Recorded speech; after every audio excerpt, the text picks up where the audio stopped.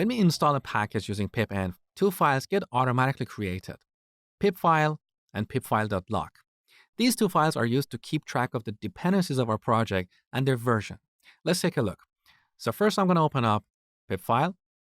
Here we have 4 sections. The first one is source, that specifies the address of the repository where these packages are downloaded from. Below that, we have dev or development packages.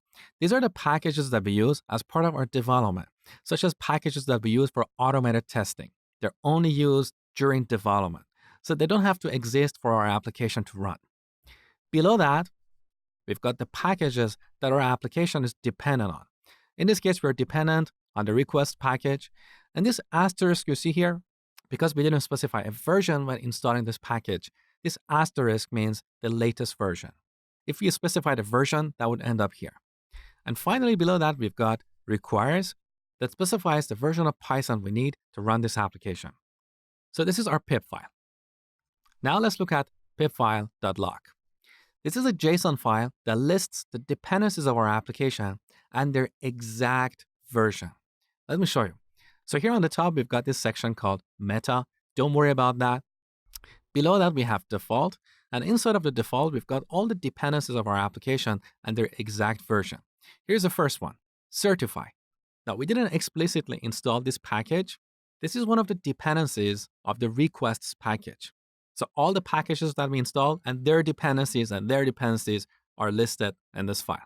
So the version that is installed on my machine is this version. Now, if you scroll down, you can find the requests package. And here's the version that is installed on my machine.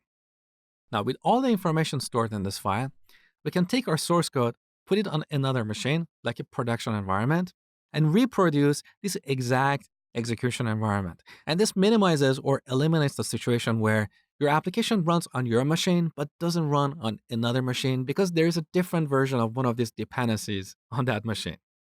Now let me show you this workflow in action. So here on the terminal, let's find the virtual environment for this project. pipenv --venv. Okay, here's the directory. I'm going to delete this directory to simulate the scenario where we copy our project onto another machine. On that machine, this virtual environment does not exist. All we have is the source code of our application, right? So on Mac or Linux, we can delete a directory by running rm-rf and then the path to that directory. Delete. So now if we run pipenv --venv one more time, it tells us that no virtual environment has been created for this project yet. All we have is this source code and our pip files that specify the dependencies of our application, right? So now we need to install all these dependencies, and that is very easy. We run pipenv install without any additional arguments. When we run this command, pipenv will look at our pip file and install all the dependencies of our application. All right, now let's run pipenv --venv. You can see we have this virtual environment, and in this virtual environment, we've got all the dependencies of this project. Now, these dependencies are installed based on the version specified here. So for the request package, we're asking for the very latest version. However, on my machine at the time of development, I've been using version 2.20.1. So chances are in the future, when we put this project on a different machine and install the dependencies, we might have a newer version of the request package. In that case, those dependencies installed on that machine will be different from the dependencies on my development machine. If you want to install the exact same versions listed here, you should tell pipenv to ignore the pip file and use pipfile.lock.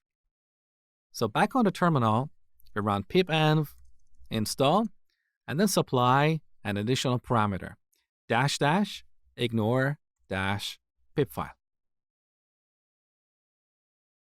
As you can see, this time pipenv installed the dependencies from pipfile.lock.